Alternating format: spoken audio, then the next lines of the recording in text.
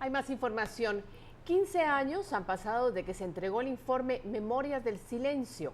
La lucha de muchos por mantener vigente la memoria para lograr la paz y la justicia ha tenido avances, pero también retrocesos. Esto en un intento por unificar a los guatemaltecos y recordar el daño causado para no repetirlo. Las organizaciones sociales buscan dejar de lado el lamento y celebrar la vida en honor a las almas apagadas en los años 80. Porque ellas y ellos nos enseñaron el camino. Desde muy temprano, niños, mujeres, hombres con un clavel en su mano o encendiendo una vela, recordaron a un ser querido que desapareció o fue asesinado en los años 80 durante el conflicto armado interno. Tenemos que hacer todo lo posible porque el país que heredamos a nuestros hijos sea mejor, porque las condiciones de vida cambien, porque haya menos desigualdad, menos racismo, menos discriminación, más igualdad de género, más oportunidades para los jóvenes, menos represión a los movimientos que defienden causas populares. Es importante recordar esa vida, pero también recordar el hecho de que hay personas, han habido históricamente personas en este país que soñamos, que queremos un país diferente, un país sin violencia, un país con justicia, un país menos desigual. En este día de la dignificación de las víctimas, decenas de jóvenes estudiantes visitaron la Casa de la Memoria como un ejercicio de paz y de conciencia. Creo que han habido bastantes avances y sentencias en casos por violaciones a los derechos humanos durante el conflicto armado, además del de genocidio, por masacres, por desaparición forzada, y creo que eso ayuda muchísimo a fortalecer el sistema de justicia. Por la tarde se realizó una caminata por la zona 1. Para que se escuche nuestra voz, compañeros sancarlistas, compañeras sancarlistas, únanse a nosotros. Estamos exigiendo que se respeten nuestros derechos de estudiantes. Mientras tanto, en el Parque San Sebastián, en la zona 1, estudiantes de educación básica recibían formación política, cultural y artística. La tarde cerró con música que pretende cambiar la forma de honrar a las víctimas, dejando atrás el lamento y celebrando la vida. Esta fue tan solo la primera jornada de una serie de actividades programadas durante toda la semana para conmemorar y recordar a las 250.000 víctimas del conflicto armado interno en Guatemala. Por una Guatemala en paz, Gladys Ramírez y Juan Carlos Pérez. Por otro lado, la bancada de la UNE recibió al ministro de Economía, Sergio de la Torre, para escuchar los argumentos del funcionario que pidió aprobar la Ley de Inversión y Empleo. Los parlamentarios escucharon con atención el llamado de la Torre para votar a favor de la norma y se comprometieron a impulsar la iniciativa en la instancia de jefes de bloque. El ministro de Economía advirtió que de no aprobarse la propuesta se estaría corriendo el riesgo de perder 50.000 plazas de trabajo en el corto plazo. El apoyo de UNE a la propuesta de economía evidencia el acercamiento de este partido al sector empresarial.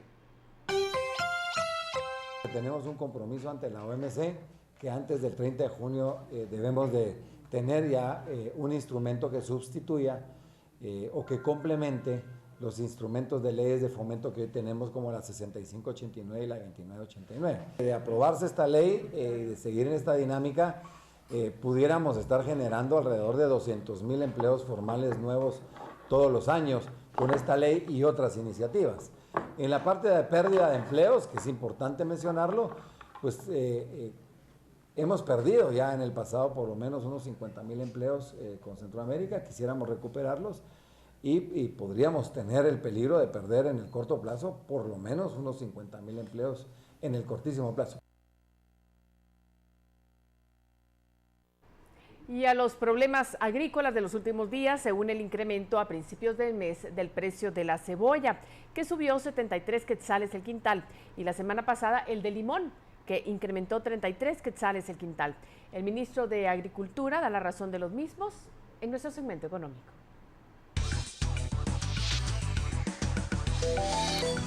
El Ministerio de Agricultura atribuyó a efectos estacionales el incremento del precio del limón y la cebolla, el cual nuevamente ha afectado estos días. Los precios promedio en febrero del quintal de cebolla mediana en el 2011 eran de 139 quetzales, 2012 159 quetzales y en el 2013 de 209 quetzales, mientras que para el limón en el 2011 eran de 477 quetzales, en el 2012 de 293 quetzales y para el 2013 de 300 quetzales. Ministro, ¿qué sucede con la cebolla? La cebolla tiene ese comportamiento permanente de subidas y bajadas de precio. A mí no me extraña ese precio de la cebolla. Lo que nosotros estamos platicando, ayer estuvimos platicando con algunos productores de cómo logramos generar más capacidad de producción de cebolla en el país. Porque además de eso Guatemala exporta mucha cebolla para El Salvador, en donde encontramos buenos precios. ¿Y en el caso del limón también suben estos meses? Mire, en el caso del limón, yo lo miro también muy similar al de la cebolla, pero en el caso del limón, el asunto es que tenemos varias plantaciones que necesitan agua. Ahorita el agua ya bajó y por lo tanto cae inmediatamente el limón porque ya no florea el árbol. O sea, hay una baja en la producción y por lo tanto el precio se viene para arriba. En realidad el cambio climático como tal todavía no es un problema de Guatemala. Lo que es un problema es la variación climática muy fluctuante que ha habido. El fin de semana el ministro visitó 3.000 hectáreas en el rancho que con riego podrían ayudar a la producción de estos productos. El tipo de cambio es 7.73 el dólar y 10.63 el euro. Síganos en Twitter. Buenas noches, soy Mónica Obando.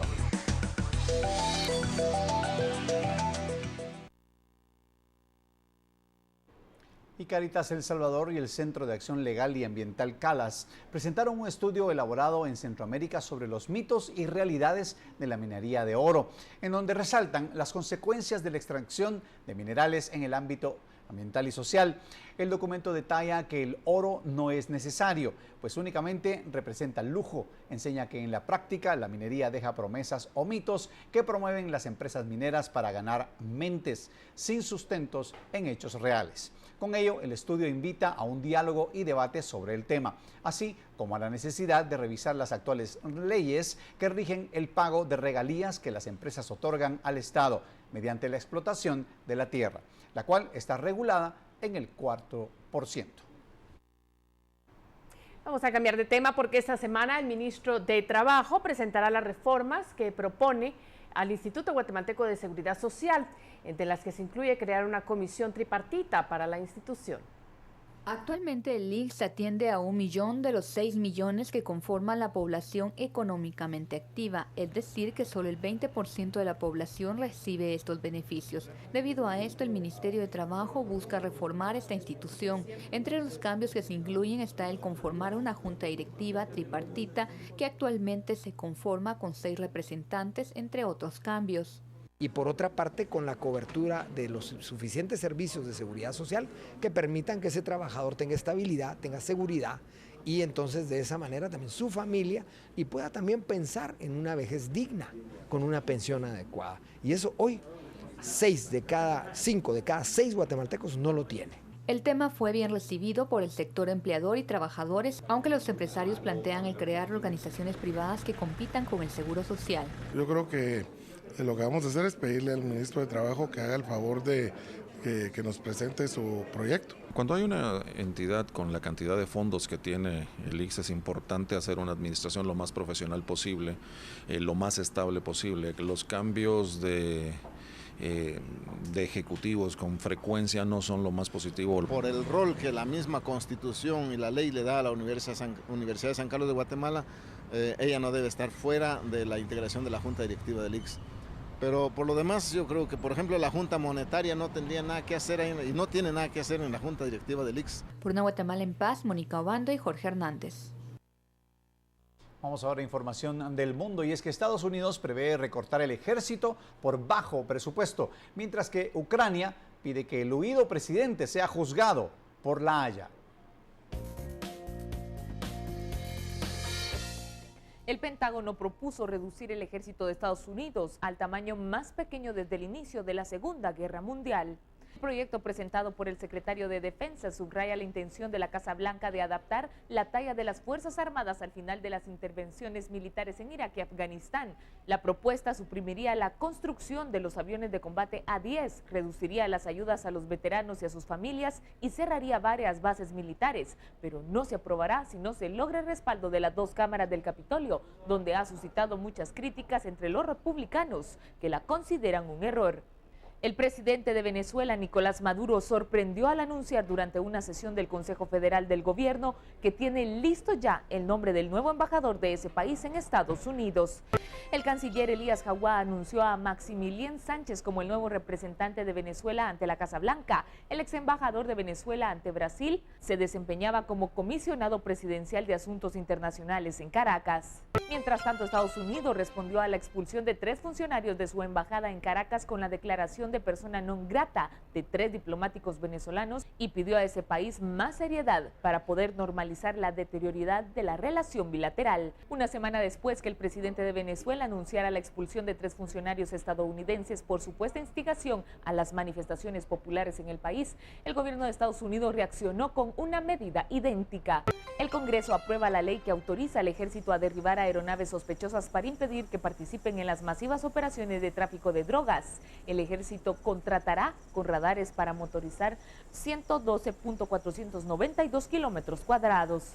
El gobierno interino del país quiere que Yanukovych sea juzgado en el Tribunal Penal Internacional de La Haya por crímenes contra la humanidad. El huido presidente ucraniano, que podría estar escondido, ordenó una actuación policial que dejó 82 muertos. Esto es todo de la información internacional. Soy Alejandra Martínez. Que pase buena noche.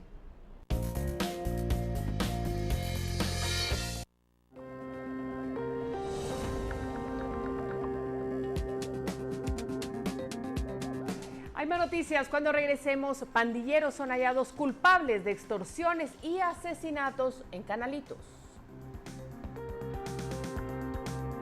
Además, juzgado indaga en insistencia de la defensa de trasladar a Guayocano de Fraijanes 1 al cuartel Matamoros. Los detalles al volver.